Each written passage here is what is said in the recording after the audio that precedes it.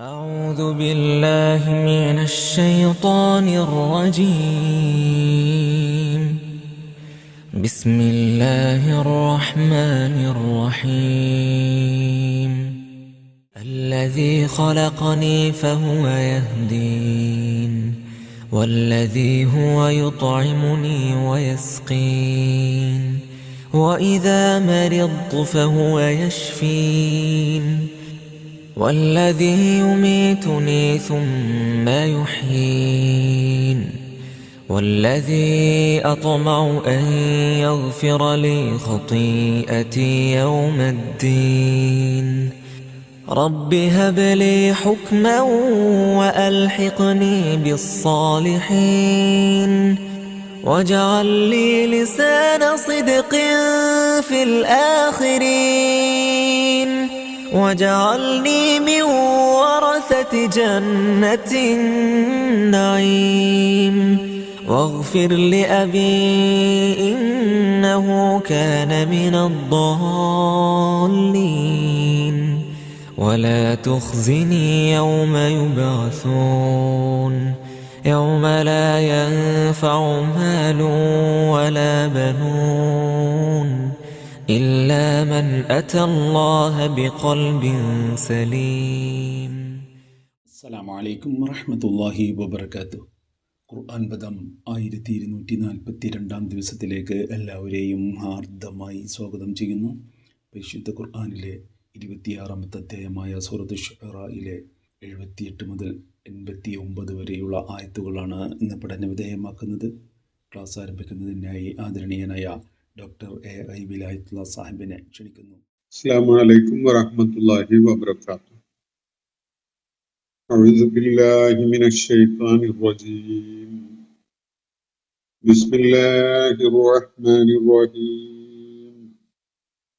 അല്ലദീ ഖലഖനീ ഫഹുവ യഹ്ദീൻ, വല്ലദീ യുത്ഇമുനീ വയസ്ഖീൻ, വഇദാ മരിൽതു ഫഹുവ യശ്ഫീൻ, والذي يميتني ثم يحيين، والذي يطمع أن يغفر لي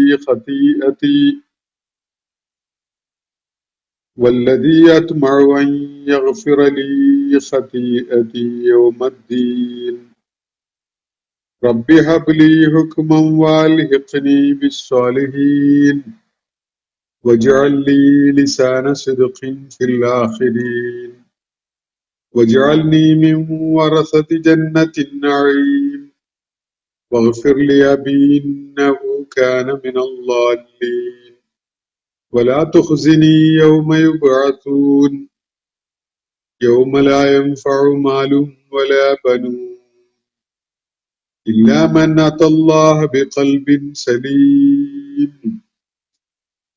صدق الله العلي العظيم. സൂറത്ത് ശുഅറയിലെ 78 മുതൽ 89 വരെയുള്ള ആയത്തുകളാണ് ഞാൻ നിങ്ങളെ കേൾപ്പിച്ചിട്ടുള്ളത്. ഇബ്രാഹിം അലൈഹിസ്സലാം തന്റെ പിതാവിനോടും നാട്ടുകാരോടുമായിട്ട് ചില ചോദ്യങ്ങൾ അവര് പിന്തുടർന്നു വരുന്ന മതപരമായ രീതികളെയും ആചാരങ്ങളെയും ഒക്കെ മുൻനിർത്തിക്കൊണ്ട് ചില ചോദ്യങ്ങൾ ഉന്നയിച്ച കാര്യമാണ് വിശുദ്ധ ഖുർആൻ നമ്മൾ വായിച്ചുകൊണ്ടിരിക്കുന്ന ഭാഗത്ത് വിവരിക്കുന്നത്. അതിന്റെ ഭാഗമായിട്ട് ഇബ്രാഹിം അലൈഹിസ്സലാം അവരോട് ഉന്നയിച്ച ഒരു ചോദ്യം, നിങ്ങൾ ഈ ആരാധിച്ചു കൊണ്ടിരിക്കുന്ന സംഗതികൾ, ഈ വിഗ്രഹങ്ങൾ എന്തൊക്കെയാണ്, എന്താണത് എന്നൊരു ചോദ്യമാണ് അദ്ദേഹം ഉന്നയിക്കേണ്ടത്. തുടർന്ന് ആശയപരമായ ഒരു മാറ്റുരക്കൽ അവിടെ നടക്കുന്നുണ്ട്. ഇബ്രാഹിം അലൈഹിസ്സലാം തികഞ്ഞ യുക്തിപരതയുടെയും ബുദ്ധിപരതയുടെയും ഒരു സമീപനം സ്വീകരിക്കുന്നു. അദ്ദേഹത്തിന്റെ പിതാവും നാട്ടുകാരും ഒക്കെ അവർക്ക് പാരമ്പര്യമായി കരഗതമായിട്ടുള്ള ഒരു വിശ്വാസമാണ് അവർ പിന്തുടരുന്നത്. അവർ ആരാധിച്ചു കൊണ്ടിരിക്കുന്നത് വിഗ്രഹങ്ങളെയാണ്, അങ്ങനെ ചെയ്യുന്നതാണ്, തങ്ങളുടെ പൂർവികർ അങ്ങനെ ചെയ്യുന്നതാണ് തങ്ങൾ കണ്ടിട്ടുള്ളത്. അതിലൊന്നും ഒരു വീഴ്ചയും വരുത്താതെ ഞങ്ങൾ അത് മുറുകെ പിടിച്ച് പോരുകയാണ് എന്നാണ് ഇബ്രാഹിം അലൈഹി ഇസ്ലാമിനോട് അവര് നൽകുന്ന മറുപടി. എന്നാൽ പൂർവികർക്ക് എപ്പോഴോ യുക്തിബോധവും അതുപോലെ ബുദ്ധിപരതയും ഒക്കെ കൈമോശം വന്നു പോയിട്ടുണ്ടായിരുന്നു. അവര് തീർത്തും അബദ്ധജടിലമായ ഒരു കാര്യമാണ് ആണോ പിന്തുടരുന്നത് എന്നതൊന്നും പരിശോധിക്കാൻ അവര് കൂട്ടാക്കുന്നില്ല. ഞങ്ങൾക്ക് പാരമ്പര്യമായി, ആചാരമായി പൂർവികരിൽ നിന്ന് ഏറ്റുവാങ്ങാൻ സാധിച്ചിട്ടുള്ള കാര്യങ്ങളാണിത്. ഞങ്ങളായിട്ട് യാതൊരു വിധത്തിലുള്ള വീഴ്ചയും വരുത്താതെ പിന്തുടരുകയാണ് എന്നുള്ള ഒരു നിലപാടാണ് അവർ സ്വീകരിക്കുന്നത്. എന്നാൽ ഈ രണ്ട് വീക്ഷണങ്ങളെയും മുൻനിർത്തിക്കൊണ്ട് ഇബ്രാഹിം അലൈഹിസ്സലാം തനിക്ക് ഇവയോടുള്ള നിലപാട് എന്താണ് എന്നത് തുടർന്ന് വ്യക്തമാക്കുകയായിരുന്നു. ഫഇന്നഹും അദുവ്വുൻ ലീ ഇല്ലാ റബ്ബൽ ആലമീൻ.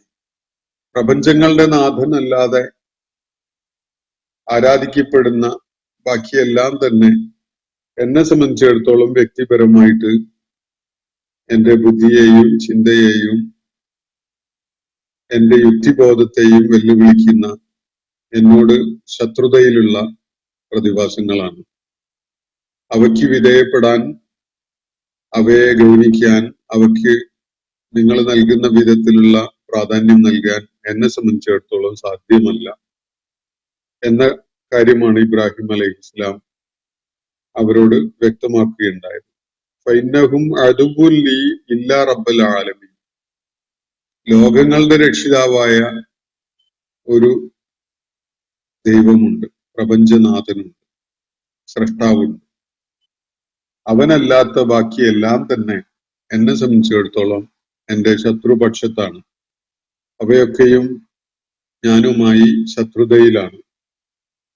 അല്ലദീ ഖലഖനീ ഫഹുവ യഹ്ദീൻ. എന്നിട്ട് ഈ ലോകങ്ങളുടെ രക്ഷിതാവ് റബ്ബുൽ ആലമീൻ ആരാണ് എന്നത് തുടർന്ന് അവർക്കൊക്കെയും വ്യക്തമാക്കി കൊടുക്കുകയാണ് ഇബ്രാഹിം അലൈഹിസ്സലാം ഇന്ന് നമ്മൾ വായിച്ചു വെച്ചിരിക്കുന്ന ആയത്തുകളിലായിട്ട്. അല്ലദീ ഖലഖനി, ഇതാണ് ഒന്നാമത്തെ അടിത്തറ. റബ്ബുൽ ആലമീനെ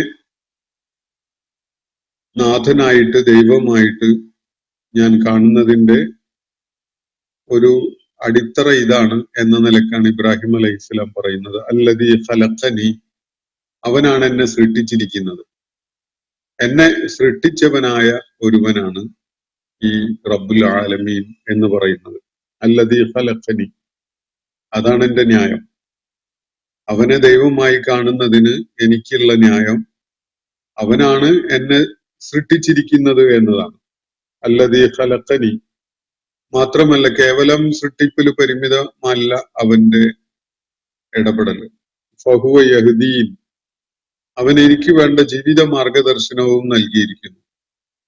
എല്ലാ മേഖലയിലും മനുഷ്യന് ഭൂമുഖത്ത് പിറവിയെടുത്ത നാൾ മുതൽ എല്ലാ മേഖലയിലും അവന് ഒരു മാർഗദർശനം ആവശ്യമുണ്ട്. ഒരു ദിശാബോധം നൽകുന്ന ഒരു ഇടപെടല് അവനെ സംബന്ധിച്ചിടത്തോളം ആവശ്യമുണ്ട്. കാര്യങ്ങളുടെ പ്രകൃതവും സ്വഭാവവും ഒക്കെ മനസ്സിലാക്കാൻ ഉപകരിക്കുന്ന ഒരു ദിശാബോധം, കാര്യങ്ങളെ മനസ്സിലാക്കാനുള്ള ഒരു ജ്ഞാനം, കാര്യങ്ങളെക്കുറിച്ചുള്ള ഒരു ബോധം, ഇത് അവന്റെ നിത്യജീവിതവുമായി ബന്ധപ്പെട്ടുകൊണ്ടുള്ള എല്ലാ കാര്യങ്ങളിലും ആവശ്യമാണ്. ഭൂമുഖത്തുള്ള അല്ലെങ്കിൽ പ്രപഞ്ച സാകല്യത്തിലായുള്ള സകലതിനും അതിന് ഉതകുന്ന യോജിച്ച പ്രകൃതം നൽകുകയും അവയ്ക്ക് മാർഗദർശനം നൽകുകയും ചെയ്തിരിക്കുന്ന അള്ളാഹു എനിക്കും ആവശ്യമായ മാർഗദർശനം നൽകിയിരിക്കുന്നു. സകല ജീവജാലങ്ങൾക്കും അവയുടെ നിലനിൽപ്പിന് വേണ്ടതായ ഒരു ദൈവിക മാർഗദർശനം ലഭിച്ചിട്ടുണ്ട്.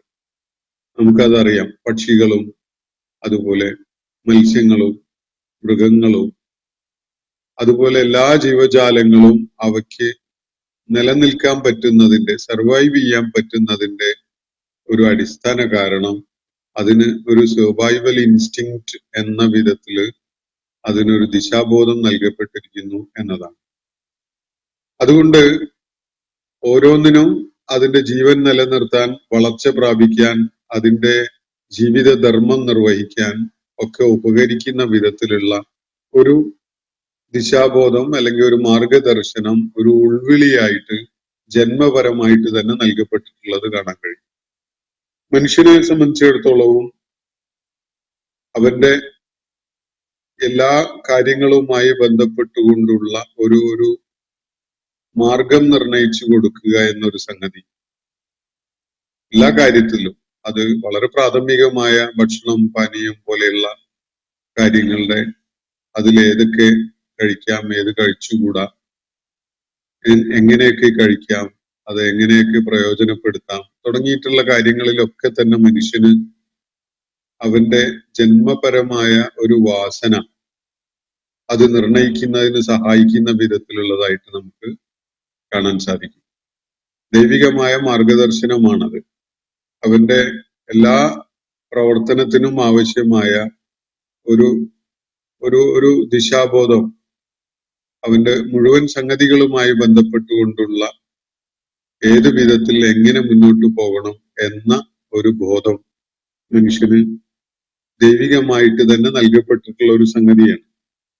അപ്പോ വെറുതെ സൃഷ്ടിച്ചങ്ങ് വിട്ടിരിക്കുകയല്ല, ഭൂമുഖത്ത് അവന്റെ ധർമ്മം നിർവഹിക്കാൻ ആവശ്യമായ ഒരു മാർഗദർശനവും അവന് നൽകപ്പെട്ടിട്ടുണ്ട്.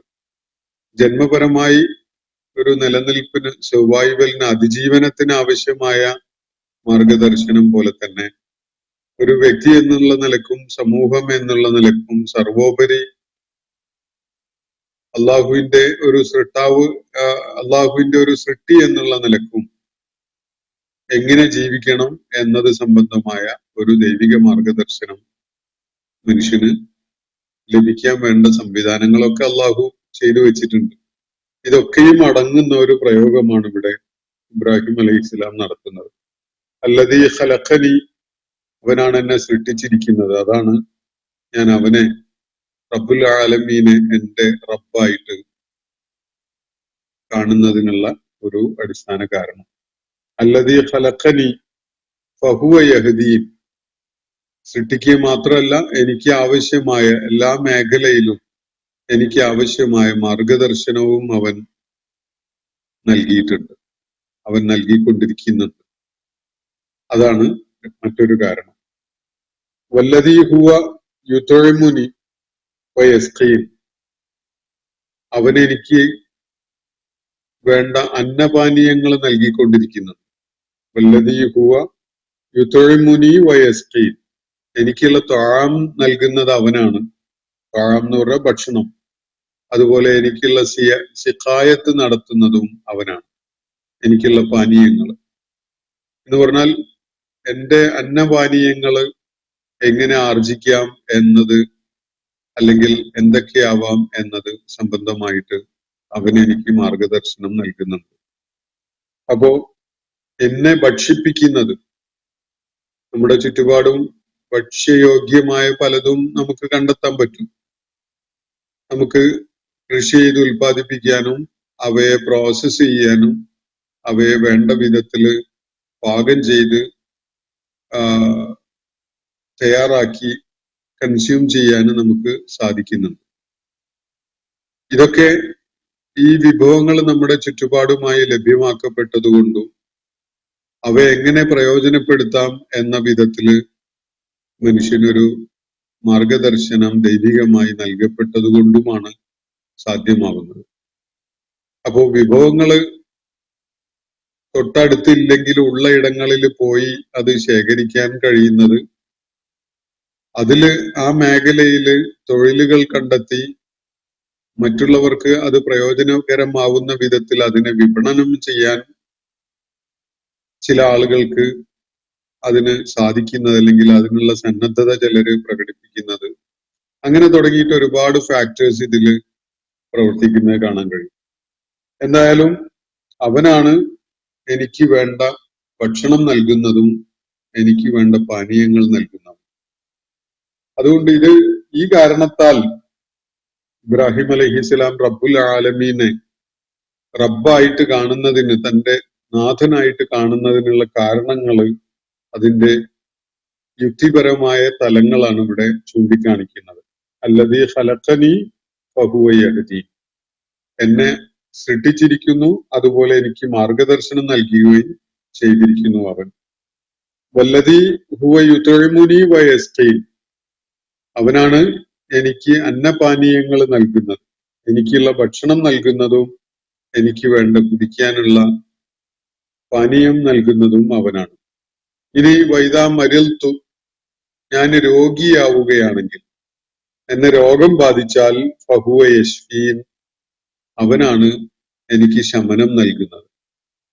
വളരെ ശ്രദ്ധേയമായ പ്രാധാന്യമുള്ള ഒരു തിരിച്ചറിവാണ് ഇബ്രാഹിം അലൈഹിസ്സലാം ഇവിടെ പങ്കുവെക്കുന്നത്. അള്ളാഹുവിനെ പരാമർശിച്ചുകൊണ്ട്, പ്രപഞ്ചങ്ങളുടെ നാഥനെ പരാമർശിച്ചുകൊണ്ട് ഇബ്രാഹിം അലൈഹിസ്സലാം പറഞ്ഞ കാര്യങ്ങൾ വളരെ പ്രാധാന്യമുള്ളതാണ്. ഒന്ന്, അവനാണ് എന്നെ സൃഷ്ടിച്ചിരിക്കുന്നത്, എനിക്ക് അതിജീവനത്തിന് വേണ്ട സകല മാർഗദർശനവും നൽകിയിട്ടുള്ളത് അവനാണ്, എനിക്ക് വേണ്ട അന്നപാനീയങ്ങൾ നൽകിയിട്ടുള്ളത് അവനാണ്. ഇനി ഞാൻ രോഗിയായി മാറുമ്പോൾ എനിക്ക് ശമനം നൽകുന്നതും അവനാണ്. രോഗം അള്ളാഹുവിന്റെ ഒരു ഇടപെടലാണ് എന്ന പോലെ തന്നെ അതിനുള്ള ശമനവും അള്ളാഹുവിന്റെ ശിഫായും അള്ളാഹുവിന്റെ ഒരു ഇടപെടലാണ്. പ്രകൃതിപരമായി തന്നെ മനുഷ്യ ശരീരത്തിന് രോഗത്തെ പ്രതിരോധിക്കാനുള്ള കഴിവുണ്ട്. രോഗങ്ങളെ അതിജീവിക്കാൻ വേണ്ട പ്രതിരോധ സംവിധാനം ശരീരത്തില് അള്ളാഹു നിക്ഷേപിച്ചിട്ടുണ്ട്. അതിനെ കൂടുതൽ ശക്തിപ്പെടുത്തുകയും കൂടുതൽ പ്രവർത്തനക്ഷമമാക്കുകയും ചെയ്യുന്ന വിധത്തിലുള്ള ഔഷധങ്ങളും പ്രപഞ്ചത്തിൽ അള്ളാഹു ഒരുക്കി വെച്ചിട്ടുണ്ട്. അപ്പോ യഥാർത്ഥത്തിൽ രോഗമുണ്ടാകുമ്പോ ആരാണ് ശമനം നൽകുന്നത്? ഒന്നാമത്, എന്ത് ചെറിയ പ്രശ്നം ഉണ്ടാകുമ്പോഴും നശിച്ചു പോവുക എന്നൊരു സാധ്യതയല്ല അള്ളാഹു മനുഷ്യന് നൽകിയിട്ടുള്ളത്. മറിച്ച് രോഗങ്ങളുടെ ആക്രമണം ഉണ്ടാകുമ്പോൾ അവയെ ചെറുക്കാനും പ്രതിരോധിക്കാനും, അതുപോലെ ശരീരത്തിന്റെ പ്രതിരോധ സംവിധാനങ്ങളെ പ്രയോജനപ്പെടുത്തിക്കൊണ്ട് രോഗങ്ങളെ അമർച്ച ചെയ്ത് അതിനെ അതിജീവിക്കാനൊക്കെ മനുഷ്യന് സാധിക്കുന്നത് അടിസ്ഥാനപരമായിട്ട് അതിന് സാധ്യതയുള്ള, അതിനുള്ള പ്രതിരോധ സംവിധാനമൊക്കെ ഉള്ള ഒരു വിധത്തിലാണ് അള്ളാഹു അവനെ സൃഷ്ടിച്ചിട്ടുള്ളത് എന്നതുകൊണ്ടാണ്. മറ്റൊന്ന്, അവന്റെ ബുദ്ധിയും കഴിവും അന്വേഷണപരതയും പ്രയോജനപ്പെടുത്തിക്കൊണ്ട് അവന്റെ ശരീരത്തിന്റെ പ്രതിരോധ സംവിധാനങ്ങളെ ശക്തിപ്പെടുത്താൻ ഉപകരിക്കുന്ന ഔഷധങ്ങളും മരുന്നുകളും ഒക്കെ കണ്ടെത്താനും പ്രപഞ്ചത്തിലുള്ള പല സംഗതികളെയും അതിനു വേണ്ടി പ്രയോജനപ്പെടുത്താനും ഒക്കെ പറ്റുന്ന ബുദ്ധിപരമായ വൈഭവവും കഴിവും മനുഷ്യന്റെ കൂട്ടത്തിൽ പലർക്കും അവൻ നൽകിയിട്ടുണ്ട്.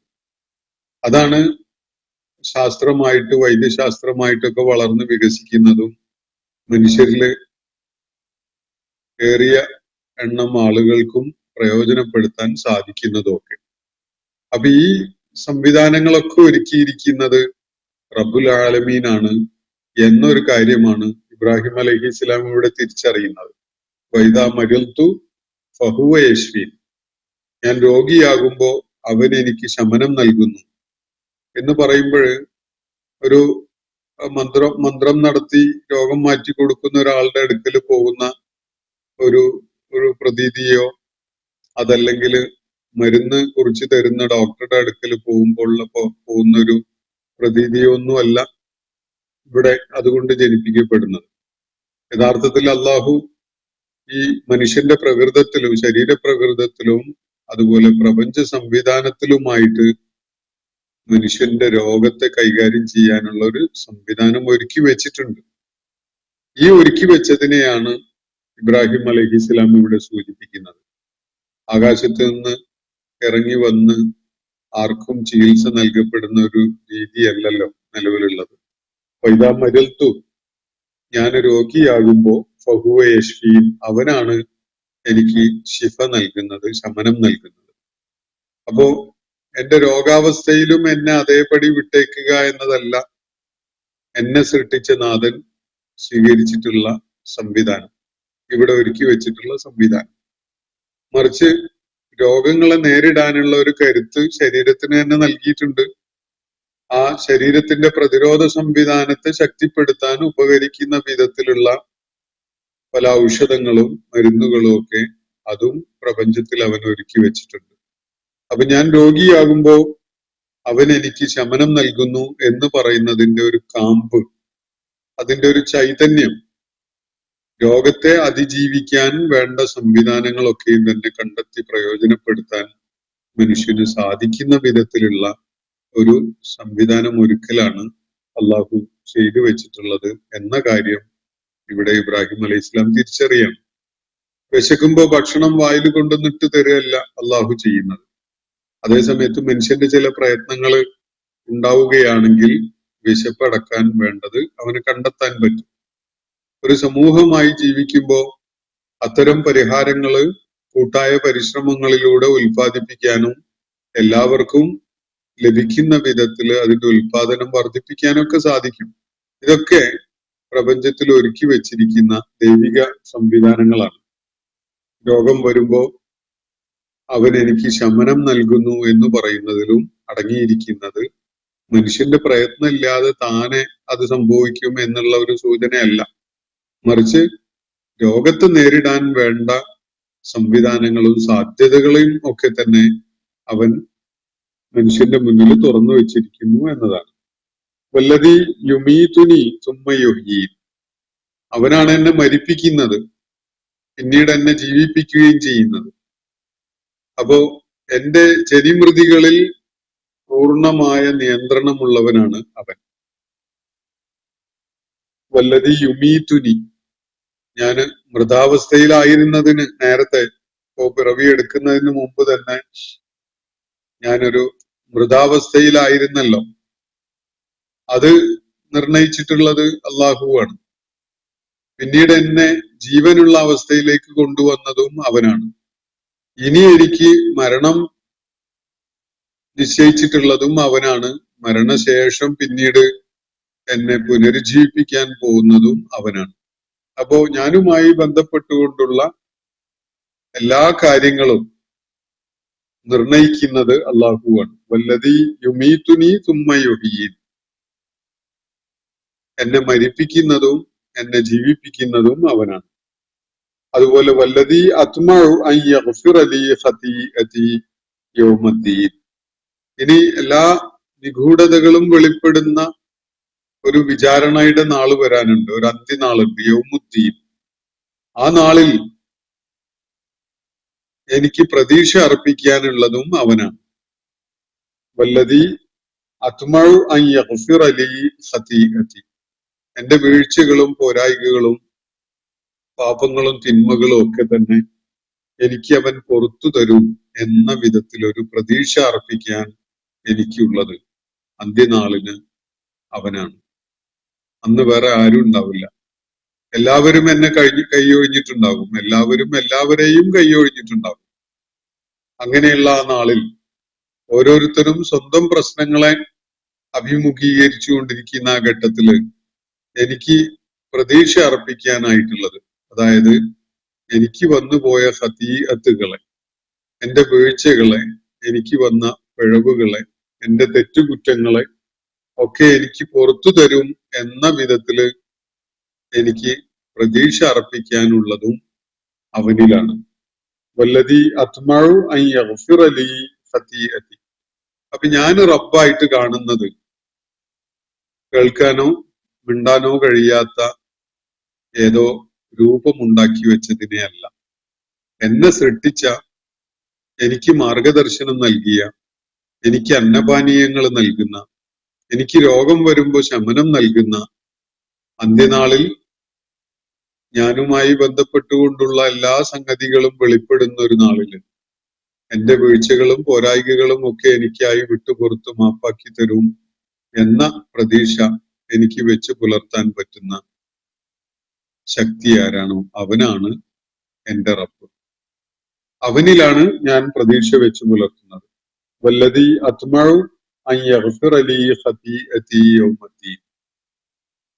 ആൾദൈവങ്ങളായാലും മനുഷ്യര് പൂജിച്ചുകൊണ്ടിരിക്കുന്ന വിഗ്രഹങ്ങളായാലും മനുഷ്യന്റെ കാര്യകാരണ ബന്ധത്തിന്റെ ആ ചരട് അറ്റുകഴിഞ്ഞാൽ അവരുമായി യാതൊരു കമ്മ്യൂണിക്കേഷനും പിന്നെ ഇല്ല.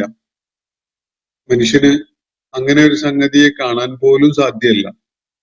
കണ്ണ് ചിമ്മിക്കഴിഞ്ഞാൽ മനുഷ്യന് ജീവൻ അറ്റുകഴിഞ്ഞാൽ പിന്നെ അവന്റെ മുന്നില് അവന് പ്രതീക്ഷ അർപ്പിക്കപ്പെടാവുന്നവരായിട്ട് അവന് പ്രതീക്ഷ അർപ്പിക്കാൻ പറ്റുന്ന ഒരു ശക്തിയായിട്ട് ഇതൊന്നും ഉണ്ടാവില്ല. അങ്ങനെ ഉണ്ടാവുന്ന ഒരേ ഒരു ശക്തി ഞാൻ ഇല്ലാതിരുന്നു എന്ന അവസ്ഥയിൽ നിന്ന് എന്നെ ഉണ്ട് എന്ന അവസ്ഥയിലേക്ക് കൊണ്ടുവന്ന, മൃതാവസ്ഥയിൽ നിന്ന് ജീവനുള്ള അവസ്ഥയിലേക്ക് എന്നെ കൊണ്ടുവന്ന എന്റെ സൃഷ്ടാവായ റബ്ബുണ്ട്. അവനിലാണ് എനിക്ക് പ്രതീക്ഷയുള്ളത്. അവനാണ് എന്റെ വീഴ്ചകളെ മുഴുവനും എനിക്ക് വിട്ടുപുറത്ത് മാപ്പാക്കി തരും എന്ന പ്രതീക്ഷയോടുകൂടി ഞാൻ ആ അന്ത്യനാളിനായിട്ട് കാത്തിരിക്കുന്നത്.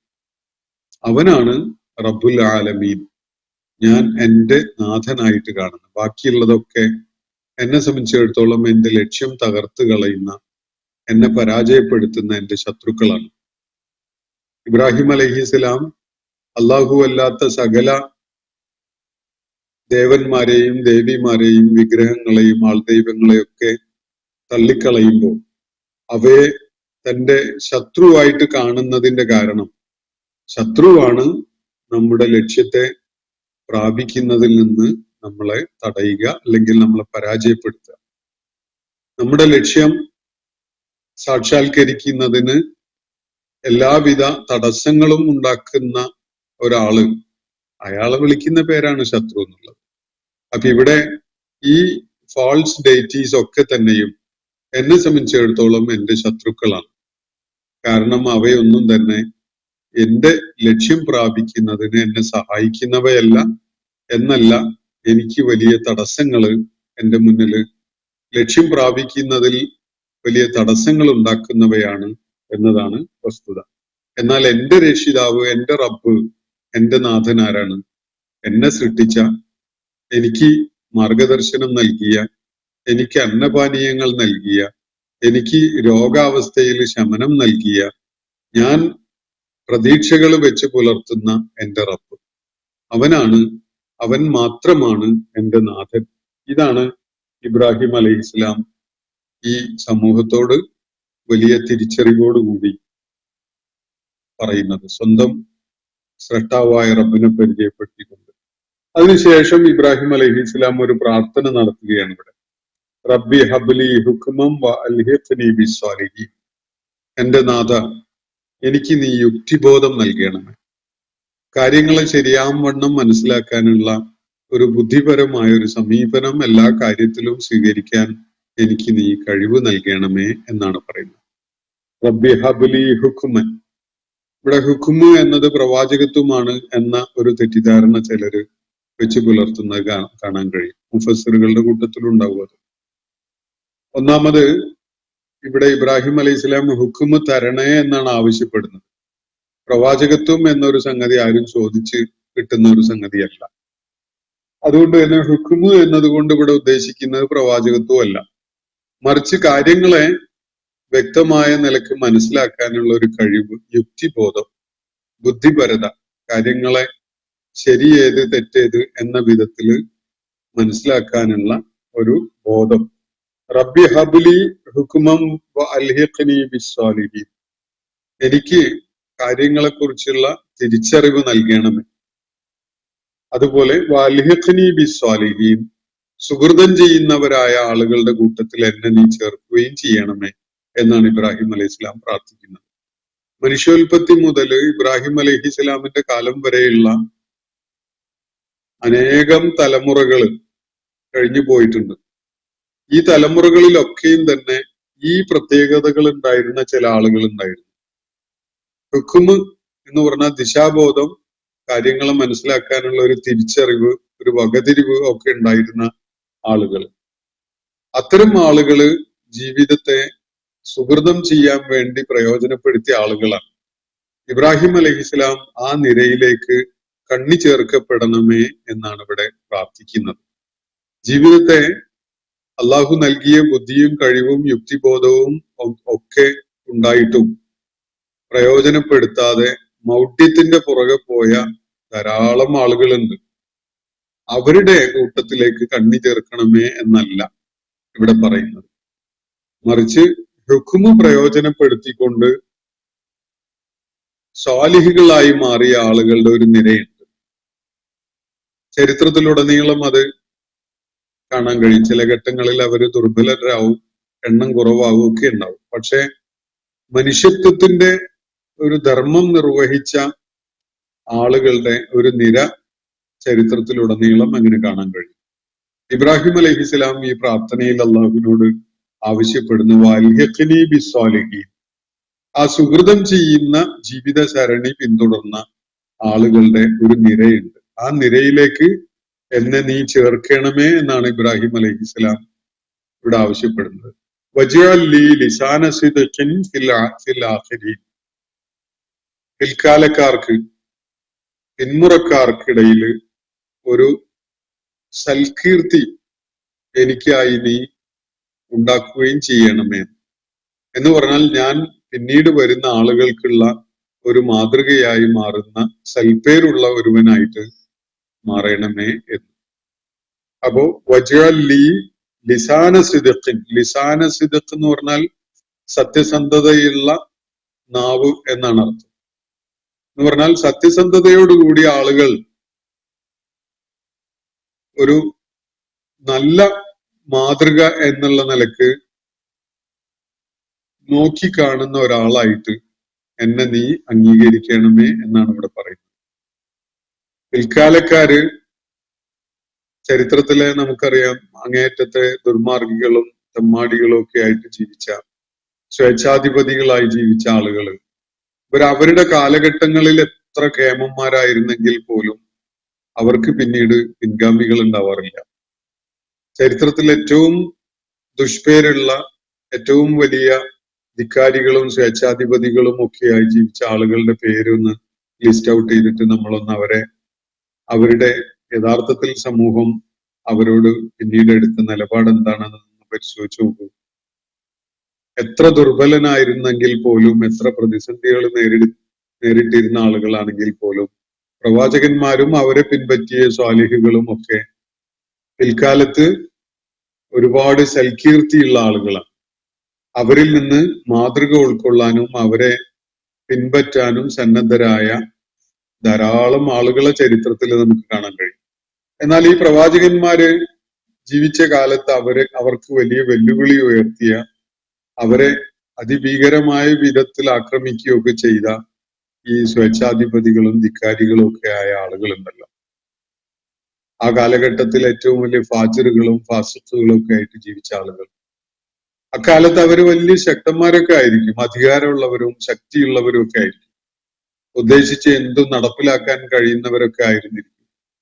പക്ഷെ പിൽക്കാലത്ത് അവരെ പിൻപറ്റുവാനോ അവരെ പ്രശംസിക്കുവാനോ അവരിൽ നിന്ന് മാതൃക ഉൾക്കൊള്ളുവാനോ ഒന്നും പിന്നീട് വരുന്ന തലമുറകൾ മുതിരാറില്ല. അവരെ ആരും പുകഴ്ത്തി വാഴ്ത്തിക്കൊണ്ട് നടക്കാറുമില്ല. അപ്പോ വാഴ്ത്തപ്പെടുന്നത് എപ്പോഴും തന്നെ നന്മക്ക് വേണ്ടി നിലക്കൊണ്ടവരെ മാത്രമാണ്. ഇബ്രാഹിം അലൈഹിസ്സലാം ആ ഒരു സംഗതിക്ക് വലിയ പ്രാധാന്യം കൊടുത്തുകൊണ്ടാണ് ഇവിടെ പറയുന്നത്, വജ്അൽ ലീ ലിസാന സിദ്ഖിൻ, എനിക്ക് നീ ഒരു സൽകീർത്തി നിലനിർത്തി തരണമേ, ഫിൽ ആഖിരീൻ, പിന്മുറക്കാരുടെ ഇടയിൽ.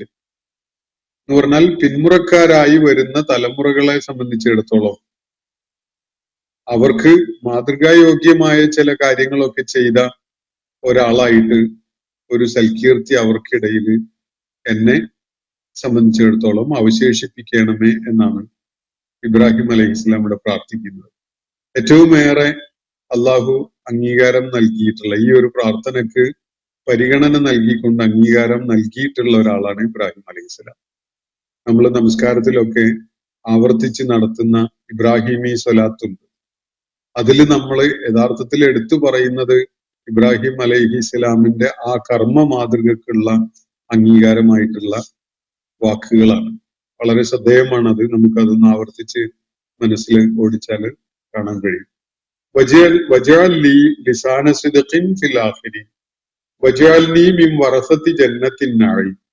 പിന്നീട് ഇബ്രാഹിം അലൈഹിസ്സലാം പ്രാർത്ഥിക്കുന്നത് നിന്റെ അനുഗ്രഹീതമായ ഉദ്യാനത്തിന്റെ, തോട്ടത്തിന്റെ, സ്വർഗത്തിന്റെ അനന്തരാവകാശികളിൽ നീ എന്നെ ഉൾപ്പെടുത്തണമേ എന്നാണ്. വജഅൽനി മിൻ വറസത്തി ജന്നത്തിൻ നഈം. അനുഗ്രഹങ്ങൾ നിറഞ്ഞ നിന്റെ ജന്നത്തുണ്ടല്ലോ, അതിന്റെ വറസത്തില്, അതിന്റെ അനന്തരാവകാശികളില് നീ എന്നെയും ഉൾപ്പെടുത്തണമേ. ഇതാണ് ജീവിത വിജയത്തിന്റെ ഏറ്റവും വലിയ ലക്ഷ്യമായിട്ട് ചൂണ്ടിക്കാണിക്കപ്പെടുന്നത്. വഗ്ഫിർ ലി അബി. തുടർന്നാണ് ഇബ്രാഹിം അലൈഹിസ്സലാം പാപ്പായുടെ കാര്യം ആലോചിക്കുന്നത്. അദ്ദേഹം പറയുന്നത് അള്ളാഹുവിനോട് വഗ്ഫിർ ലി അബി, എന്റെ ഉപ്പാക്ക് പുറത്തു കൊടുക്കണമേ. ഇന്നഹു കാന മിനൽ ളാലിൻ. അദ്ദേഹം പിഴച്ചുപോയ ആളാണ്. വഴി പിഴച്ച, സത്യമാർഗം, സന്മാർഗം സ്വീകരിക്കാൻ കൂട്ടാക്കാതെ പോയ ആളാണ്. എന്റെ ഉപ്പാക്ക് നീ പുറത്തു കൊടുക്കണമേ. വലാ തുഖ്സിനി യൗമ യുബ്അസൂൻ.